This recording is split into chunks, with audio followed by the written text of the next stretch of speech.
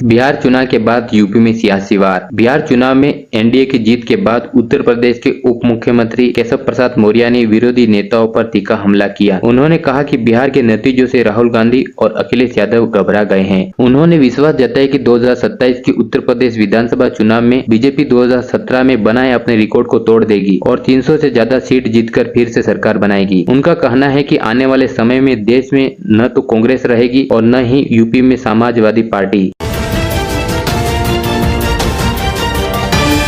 छात्र की दुखद मौत। एक 9वीं कक्षा का छात्र रेलवे ट्रैक पर वीडियो रील शूट कर रहा था। शूट के दौरान वह ट्रेन के चपेट में आ गया और उसकी मौके पर ही मौत हो गई। यह घटना दिखाती है कि सोशल मीडिया पर खतरनाक स्टंट या वीडियो बनाने का जुनून कितना जानलेवा हो सकता है।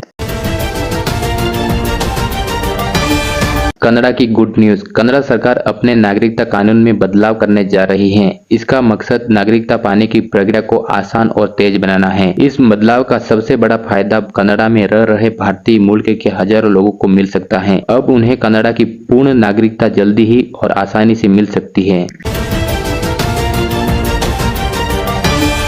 मशहूर एक्टर धर्मेंद्र जी नहीं रहे। बॉलीवुड के बड़े और पुराने एक्टर धर्मेंद्र जी का 89 साल की उम्र में निधन हो गया। उनका अंतिम संस्कार विले पार्ले मुंबई में किया। उनकी पत्नी हेमा मालिनी और बेटी ईशा देओल शमशान घाट पर मौजूद है। बॉलीवुड के कई बड़े सितारे जैसे अमिताभ बच्चन, सलमान खान, आमिर खान, संजय दत्त और अक्षय कुमार भी उन्हें आखिरी विदाई देने पहुंचे हैं। बिहार की सुरक्षा अब नीतीश के हाथों में नहीं। बिहार में गृह मंत्रालय जो राज्य की पुलिस और कानून व्यवस्था संभालता है अब मुख्यमंत्री नीतीश कुमार के पास नहीं रहा। यह जरूरी विभाग अब सम्राट चौधरी को दिया गया है। यह फैसला बहुत बड़ा राजनीतिक संदेश देता है। इसका मतलब यह है कि अब राज्य की सुरक्षा और कानून व्यवस्था बीजेपी भारतीय जनता पार्टी की पकड़ मजबूत होगी। बीजेपी चाहती है कि बिहार में भी उत्तर प्रदेश के मुख्यमंत्री योगी आदित्यनाथ की तरह कड़ाई से अपराधियों पर कार्रवाई हो। यह फैसला गृह मंत्री अमित शाह और नीतीश कुमार की लंबी बातचीत के बाद लिया गया। उन्होंने बढ़ते अपराध और साइबर क्राइम, नेपाल बॉर्डर पर होने वाली तस्करी जैसी सुरक्षा की बढ़ती समस्या पर चिंता जताई है। सम्राट चौधरी इसलिए चुना गया क्योंकि वे बड़े फैसले लेने के लिए जाने जाते हैं और उन्होंने कहा था कि अपराधी या तो जेल में होगा या कब्र में। तमिलनाडु में दो बसों की भयानक टक्कर। तमिलनाडु के तेनकासी में दो बस आमने सामने टकरा गई। इस हादसे में 6 लोगों की मौत हो गई और लगभग 30 लोग घायल हुए। पुलिस का कहना है कि एक बस का ड्राइवर बहुत तेज रफ्तार से और लापरवाही से गाड़ी चला रहा था। गंभीर रूप से घायल लोगों को अस्पताल में ले जाने के लिए 25 से ज्यादा एम्बुलेंस बुलाई गई।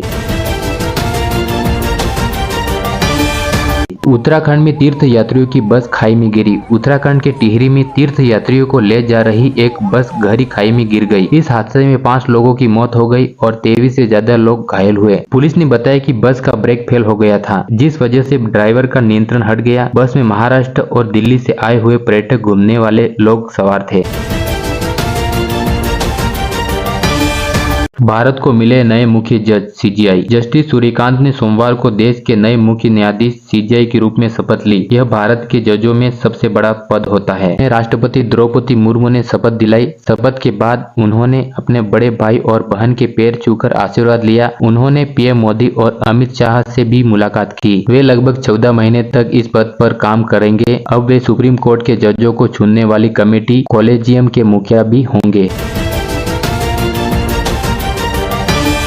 राम मंदिर पर आज पीएम मोदी फहराएंगे झंडा। अयोध्या में राम मंदिर के शिखर पर आज मंगलवार प्रधानमंत्री नरेंद्र मोदी मंदिर का झंडा ध्वजारोहण फहराएंगे। पूरा शहर हजारों फूलों से सजाया गया है। मंदिर की सुरक्षा बहुत कड़ी कर दी गई है। कमांडो तैनात है और हेलीकॉप्टर से भी नजर रखी जा रही है। मंदिर ट्रस्ट ने कहा कि 25 नवंबर को आम लोग दर्शन करने के लिए न आए। कुछ स्थानीय पुरोहितों और अयोध्या के सांसद को न बुलाए जाने पर नाराजगी है और उन्होंने कार्यक्रम का बहिष्कार किया।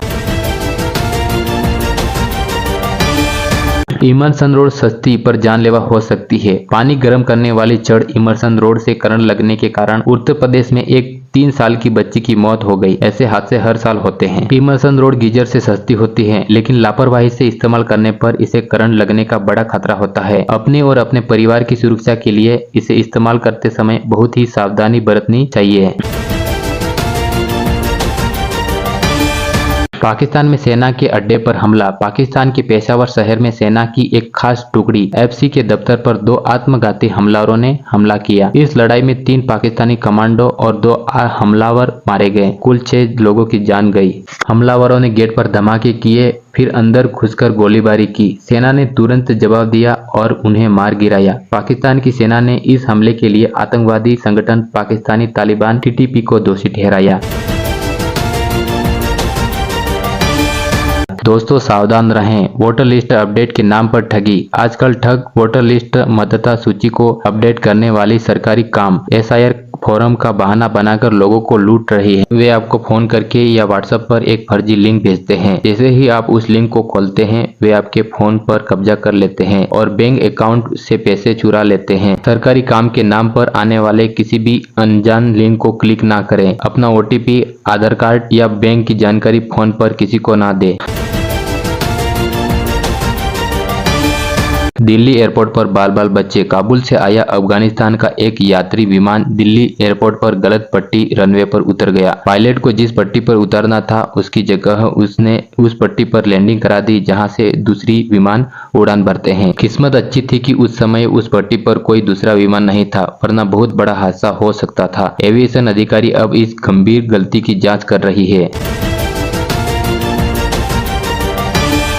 राजनाथ सिंह के बयान पर पाकिस्तान नाराज। भारत के रक्षा मंत्री राजनाथ सिंह ने कहा कि पाकिस्तान का सिंध एक प्रांत सभ्यता के तौर पर हमेशा भारत का हिस्सा रहा और हो सकता है कि कल यह जमीन भी वापस भारत में आ जाए।